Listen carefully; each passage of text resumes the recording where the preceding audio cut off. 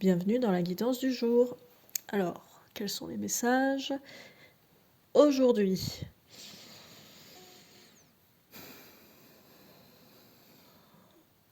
Alors, j'entends, ça me fait rire parce que c'est un peu sur le ton de, comment dire, pas de moquerie, mais de taquinerie plutôt. J'entends, il y en a qui veulent encore aller trop vite. Tu vois, un peu comme ça. Donc, avancer, c'est une chose, mais pour avancer, il faut savoir ralentir, il faut savoir regarder, il faut savoir... Alors, j'ai une analogie qui me vient, c'est comme un rallye, en fait. Les personnes qui conduisent des voitures de rallye, alors ce sont des véhicules qui peuvent aller très très vite, mais il n'empêche que quand il y a un virage ou quand il y a une intersection, faut pas passer, faut pas tracer tête baissée sans regarder sur les côtés, ni ralentir, ni quoi que ce soit, quoi. Donc avancer sereinement, pardon, c'est pas forcément avancer à toute bringue sans regarder, sans faire attention à ce qui se passe sur le côté. Ok, cette année c'est une autoroute, mais on n'est jamais à l'abri qu'il y ait quelque chose qui traverse, un animal, ou qu'il y ait un manque de visibilité ponctuel parce qu'il y a une tempête, du brouillard, ou etc. Donc l'idée aujourd'hui, c'est ça, c'est de se dire, vous voulez avancer vite, prenez le temps et acceptez qu'il y a des moments où il faut ralentir, regarder un peu sur les côtés, évaluer le paysage, évaluer plein de choses. Alors évaluer, ça ne veut pas dire se triturer le cerveau pendant des heures, mais simplement marquer un temps d'arrêt pour se poser, infuser les choses et voir voilà, comment pouvoir avancer sereinement et rapidement, certes efficacement dans le paysage, mais tout en étant réfléchi. Que ça se recoupe avec tout ce qu'on a pu déjà transmettre, c'est-à-dire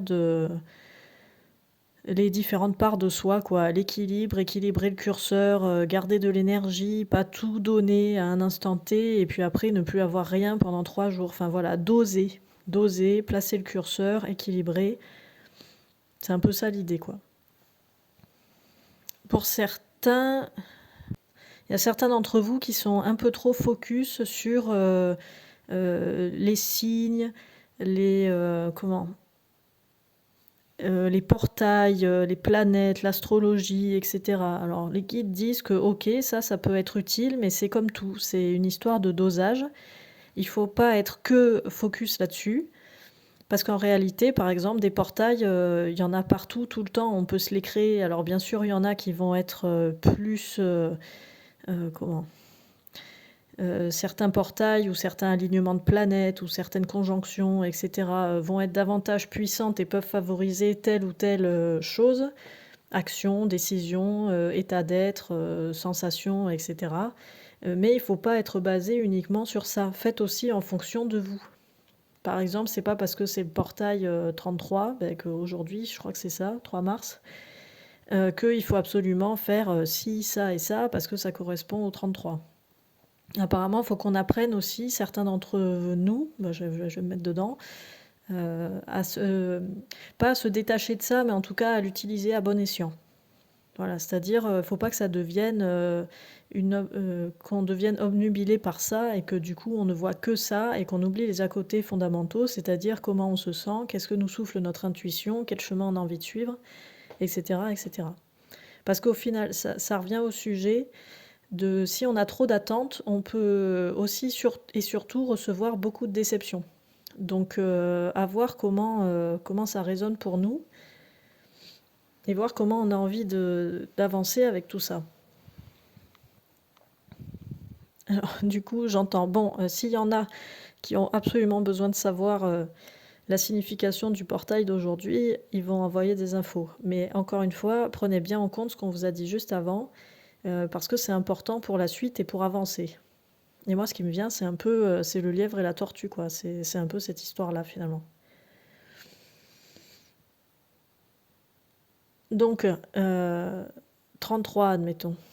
Si on veut se baser sur les chiffres, sur la numérologie, sur le chiffre du 33. J'entends qu'on peut le voir de différentes manières. Ça peut être la sensation, j'allais dire, mais c'est pas ça. Ça peut être l'indicateur d'être à une place juste à un instant T, pardon. J'aime bien, moi, dire à un moment M, plutôt que instant T. Je sais pas, instant T, je trouve que ça fait, c'est sec. Moi, j'aime bien dire moment M, avec l'idée d'amour, quoi, de bien-être, etc. 33, c'est si vous êtes à un endroit particulier aujourd'hui, c'est que vous devez être à cet endroit. Et comment vous pouvez éblouir le monde, rien que ça, à cet endroit précis, dans ce moment M. Comment vous pouvez rayonner d'amour? Apparemment, avec le 3, il y a une notion d'amour qui est véhiculée, comme si 1 plus 1 égale 1, et au final, ça fait 3. Enfin, c'est un peu l'image que je vois. Qu'est-ce qu'on peut faire en tant que nous-mêmes, plus un élément extérieur, quel qu'il soit, pour créer cette troisième entité, cette troisième énergie qui est l'amour universel, l'amour inconditionnel, et envoyer ça au monde comme une antenne qui rayonne, qui développe, quoi. Comme si vous alliez vous poser à un endroit, pouf, je me pose là, et là, juste, je trouve le moyen, à la fois à l'intérieur de moi et en interagissant avec l'extérieur, pour diffuser de l'amour à cet endroit. Et ce que j'entends, c'est, ce sera d'autant plus puissant si vous vous retrouvez à un endroit où vous n'aviez pas prévu d'être aujourd'hui. Ah oui, c'est chouette ça.